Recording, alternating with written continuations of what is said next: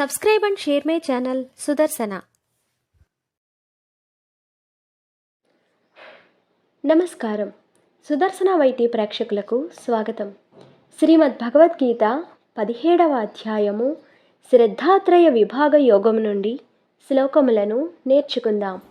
ఓం శ్రీకృష్ణ పరబ్రహ్మణే నమః. శ్రీ గురుభ్యో నమః. శ్రీమద్ భగవద్గీత 17వ అధ్యాయము శ్రద్ధాత్రయ విభాగ యోగము. 10వ శ్లోకము. శ్రీ భగవానువాచ యాతయామం గతరసం పూతిపర్యుషితం చయత్ ఉచ్ఛిష్టమపి చామేధ్యం భోజనం తామసప్రియం. యాతయామం గతరసం పూతి పర్యుషితం చ యత్ ఉచ్ఛిష్టమపి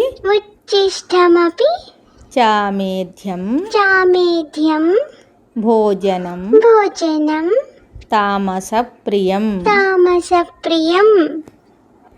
యాతయామం గతరసం పూతిపర్యుషితం చ యత్ ఉచ్ఛిష్టమపి చామేధ్యం భోజనం తామసప్రియం.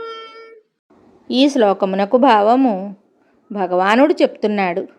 వండిన తరువాత ఒక జాము దాటినదియు లేక బాగుగా ఉడకనిదియు, సారము నశించినదియు, దుర్గంధము గలదియు, పాచిపోయినదియు, వండిన తరువాత ఒక రాత్రి గడిచినదియు, ఒకరు తినగా మిగిలినది ఎంగిలి చేసినదియు, అశుద్ధముగా ఉన్నదియు, భగవంతునకు నివేదింపబడనదియు అగు ఆహారము తమోగుణము కలవారికి ఇష్టమైనది అగును.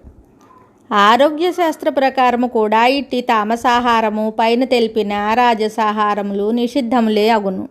సారము నశించి పాచిపోయినట్టి పదార్థమును తినినచో మలినమైన ఆహార పదార్థముల యొక్క అణువులు శరీరంలో ప్రవేశించి రక్తాన్ని చెడగొట్టి అనారోగ్యాన్ని కలుగజేయటయే కాక వాని సూక్ష్మాంశములు మనస్సునందు ప్రవేశించి దానిని కూడా మలినం చేయును. కాబట్టి ముముక్షువులు ఇట్టి ఆహారములను ఎప్పుడునూ సేవించరాదు. మరి ఒక శ్లోకముతో మళ్ళీ కలుద్దాం. శుభం.